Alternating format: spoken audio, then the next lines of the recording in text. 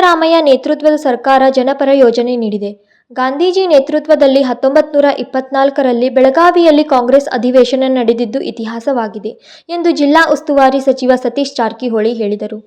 ಬೆಳಗಾವಿ ಜಿಲ್ಲಾ ಕ್ರೀಡಾಂಗಣದಲ್ಲಿ ಗುರುವಾರ 78ನೇ ಸ್ವಾತಂತ್ರ್ಯೋತ್ಸವದ ಧ್ವಜಾರೋಹಣ ನೆರವೇರಿಸಿ ಮಾತನಾಡಿದರು.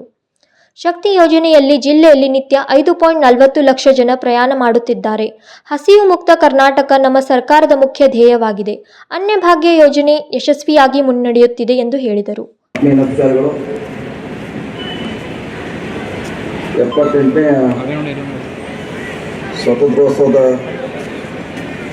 ದಿನಾಚರಣೆಯ ಈ ಶುಭ ಸಂದರ್ಭದಲ್ಲಿ ಇಲ್ಲಿ ಉಪಸ್ಥಿತಿರುವ ಎಲ್ಲ ಸ್ವತಂತ್ರ ಹೋರಾಟಗಾರರೇ, ಜಿಲ್ಲೆಯ ಸಮಸ್ತ ಚುನಾಯಿತ ಪ್ರತಿನಿಧಿಗಳೇ, ಗಣ್ಯಮಾನ್ಯರೇ, ಎಲ್ಲ ಆಮಂತ್ರಿತರೇ, ಅಧಿಕಾರಿ ವರ್ಗದವರೇ, ನಾಗರಿಕ ಬಂಧುಗಳೇ, ಮಾಧ್ಯಮದ ಮಿತ್ರರೇ, ವಿಶೇಷವಾಗಿ ಈ ಕಾರ್ಯಕ್ರಮ ಭಾಗವಹಿಸಿದ ಎಲ್ಲ ಶಾಲಾ ಮಕ್ಕಳಿಗೆ ಮತ್ತೊಮ್ಮೆ ಸ್ವಾತಂತ್ರ್ಯೋತ್ಸವದ ಆರ್ಥಿಕ ಶುಭಾಶಯಗಳನ್ನು ತಿಳಿಸುತ್ತಾ,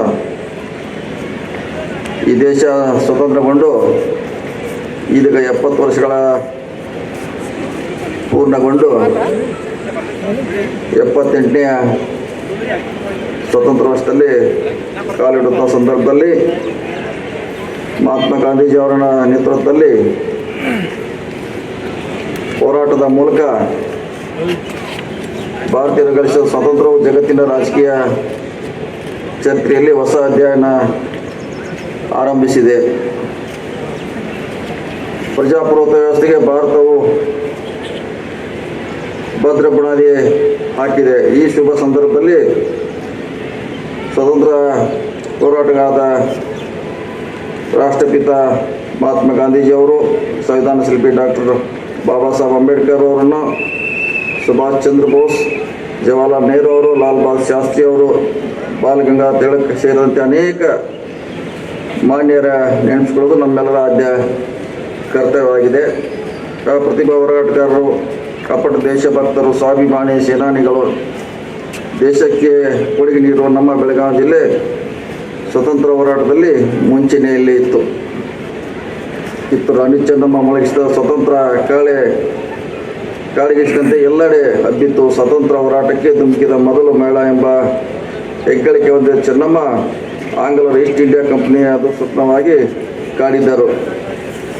ಅದೇ ರೀತಿ ಕಿತ್ತೂರು ಸಂಸ್ಥಾನದಲ್ಲಿ ಸೇನಾಪತಿಯಾಗಿದ್ದ ಸಂಗೊಳ್ಳಿ ರಾಯಣ್ಣರು ಆಂಗ್ಲರ ಬಂಧುಗಳಿಗೆ ಬೆದರದೆ ತಾಯ್ನಾಡಿನ ಸ್ವಾತಂತ್ರ್ಯಕ್ಕಾಗಿ ನೇಣುಗಂಬಕ್ಕೆ ಇರಿದ ಅಪ್ರತಿಮ ದೇಶಭಕ್ತ ಅಂತ ರಾಯಣ್ಣ ಹುಟ್ಟಿದ ಆಗಸ್ಟ್ 15ರಂದು, ವೀರಣ್ಣ ಹುಟ್ಟಿದ್ದು ಜನವರಿ 26ರಂದು.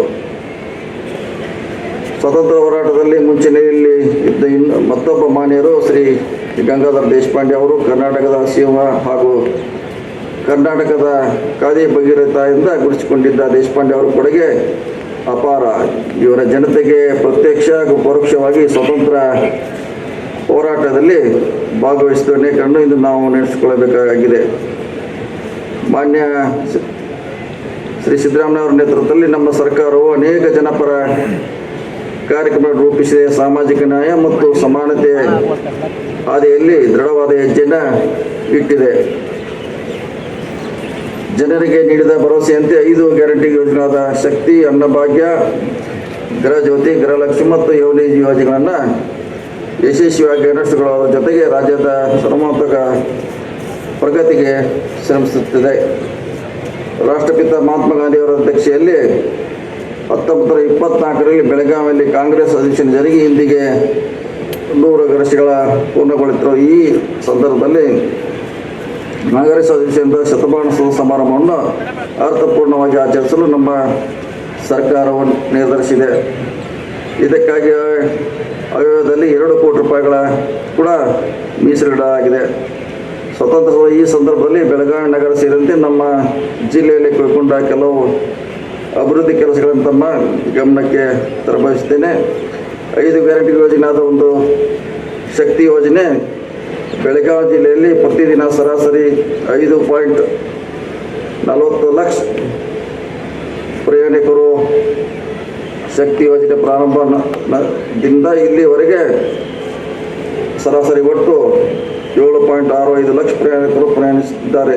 ಅದರಿಂದ ಒಟ್ಟು 2.25 ಲಕ್ಷ ಪ್ರಯಾಣಿಕರ ಸಂಖ್ಯೆ ಪ್ರತಿದಿನ ಹೆಚ್ಚಳವಾಗುತ್ತದೆ.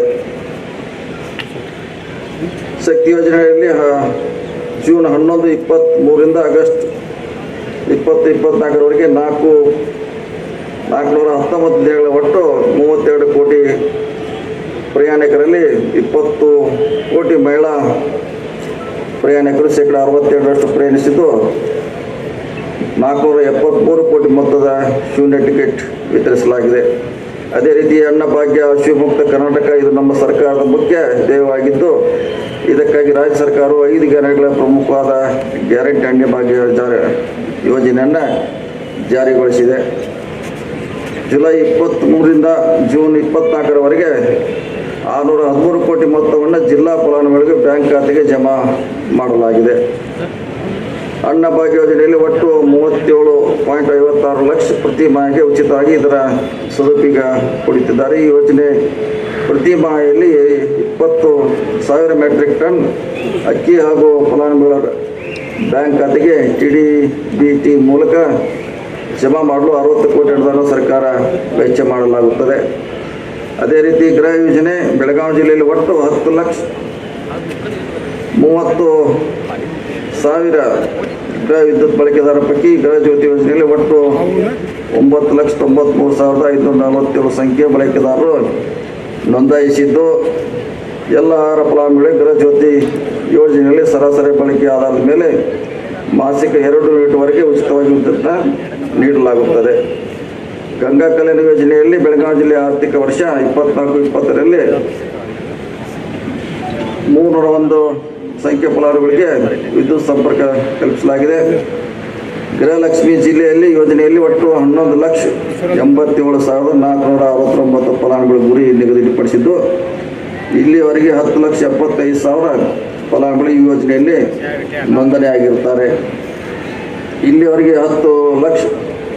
10,97 ಲಕ್ಷ ಫಲಾನುಭವಿಗಳು ಮಾಸಿಕ 2,000 ರೂಪಾಯಿಯಂತೆ 10 ಕಂತುಗಳನ್ನು ಆಗಸ್ಟ್ 23ರಿಂದ ಮೇ 24ರವರೆಗೆ 2,195 ಕೋಟಿ 86 ಲಕ್ಷಗಳನ್ನು ನೇರವಾಗಿ ಫಲಾನುಭವಿ ಖಾತೆಗೆ ಜಮಾ ಮಾಡಲಾಗಿದೆ. ಈ ಸಂದರ್ಭದಲ್ಲಿ ಅನೇಕರು ಉಪಸ್ಥಿತರಿದ್ದರು. ವಿನೋದ್ ಕೋಲ್ಕಾರ್, KMM ಕನ್ನಡ, ಬೆಳಗಾವಿ.